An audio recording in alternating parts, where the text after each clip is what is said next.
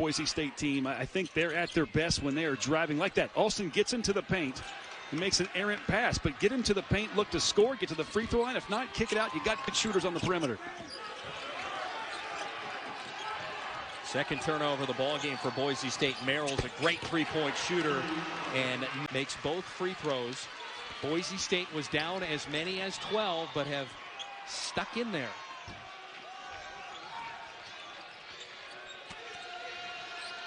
You see it all the time. Teams get hot early and then they cool off. Boise State's too good, too talented not to make a comeback here in this game. And here you're seeing them clawing right back in. And I think we're going to have a great game here.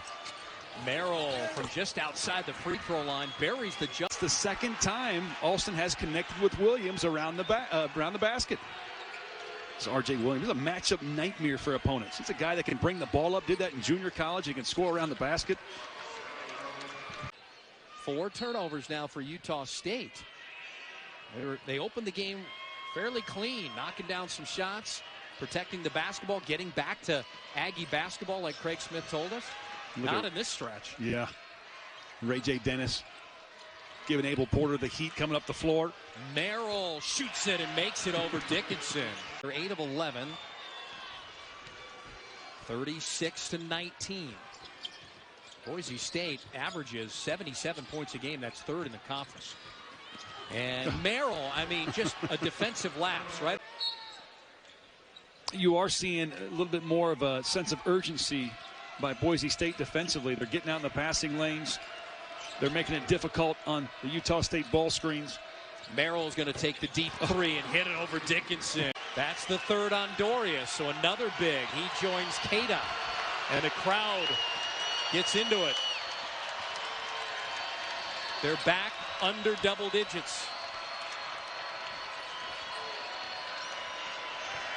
Merrill against Jessup into the paint and gets to them. Oh, he's so good, huh? Pack it in and make them take contested threes outside. But the problem is, Utah State's knocking some of those. And this is one of the better teams getting to the line in the conference. They're 76% from Portugal. Keita's just getting more practice time now. And that's the thing, right? With his knee injury, then he knocked knees in the Florida game. He had to sit out a couple of games after that.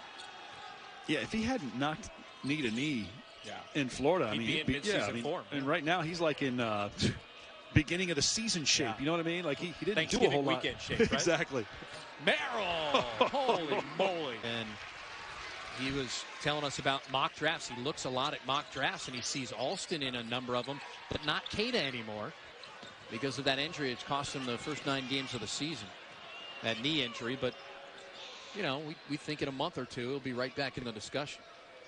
He's certainly, I mean, he reminds me a little of DeAndre Ayton a couple of years ago at Arizona. He's got that frame, right? I mean, he's not as dominant, obviously, as DeAndre. Here's Merrill, catch and shoot 3 off the screen. It's just he's so. Possession by Boise State and get the ball in the hands of the Mountain West Player of the Year. Trying to come back from down 18. Merrill sticks to the left hand. Merrill so calmly hits the first. He's the knocked them both down without even touching the. Merrill been perfect, 7 for 7. Great scores for Boise State, Alston and Kejab that are now out of the contest.